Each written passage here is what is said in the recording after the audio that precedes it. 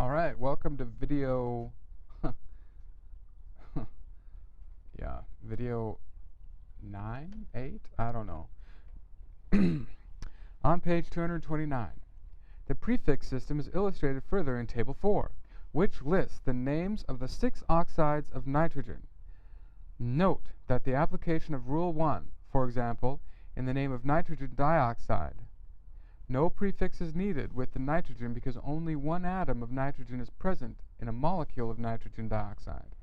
On the other hand, according to Rule 2, the prefix di in dioxide is needed to indicate the presence of 2 atoms of oxygen. Take a moment and review the prefixes in the other names in Table 4.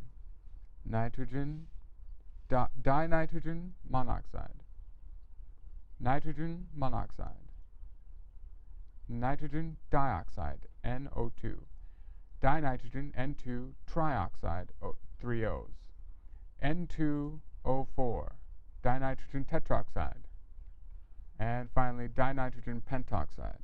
What would this one be? Well, if you say dihydrogen monoxide, you're right. Pretty cool how that works, huh?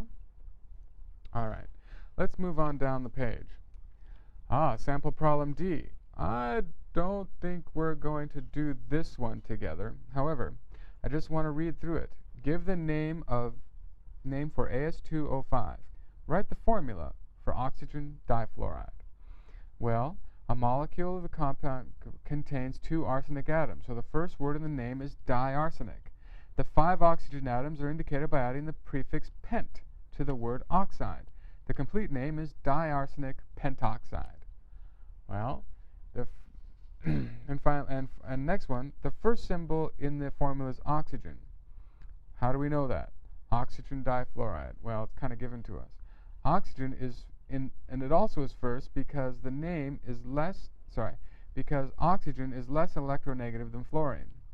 Since there's no prefix, there must only be one oxygen atom. The prefix di in difluoride shows that there are 2 fluorine atoms in the molecule. The formula is OF2. All right, you want to ace your quiz? Make sure you can do these. I recommend practicing on these. All right, moving right along. Please proceed with me to page 230.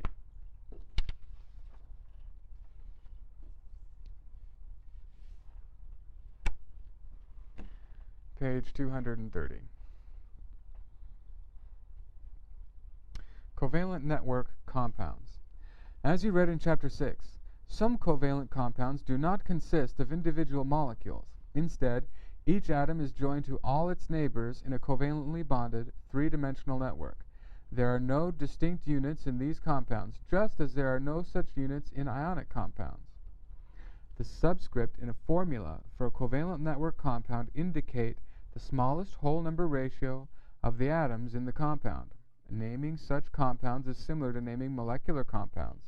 Some common examples are given below. Silicon carbide, silicon dioxide, trisilicon tetranitride.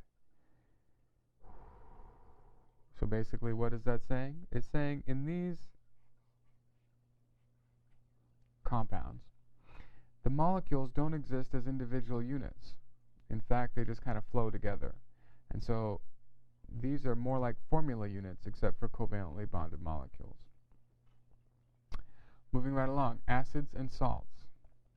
An acid is a distinct type of molecular compound about which you will read in detail in Chapter 14.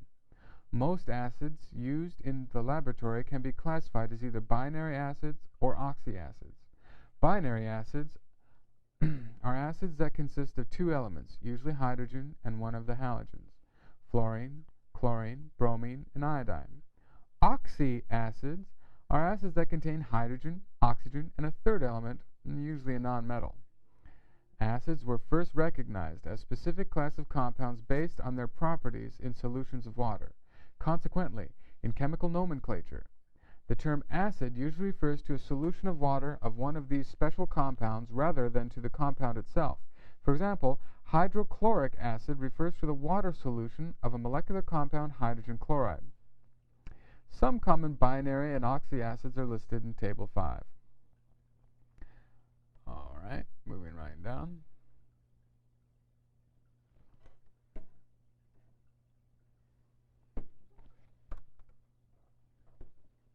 Many polyatomic ions are produced by the loss of hydrogen ions from oxyacids. A few examples of the relationship between oxyacid and oxyanions are shown below. So basically it's saying in water, what happens is sulfuric acid, H2SO4, loses its hydrogen and has sulfate floating around. Nitric acid loses its hydrogen and has nitrate floating around. And phosphoric acid loses its hydrogens and only phosphate is floating around. Here are some common binary acids and oxyacids. All right. Please move on with me to page 231. And finally, we're at the end of our chapter. Yeah! Woo! It's been a long one, but we're doing good. An ionic compound composed of a cation and an anion. Oh, hold on. Are we really on the last page? Yes, we are. An anion, often referred to as a salt. Table salt, NaCl, contains the anion from hydrochloric acid, calcium sulfate.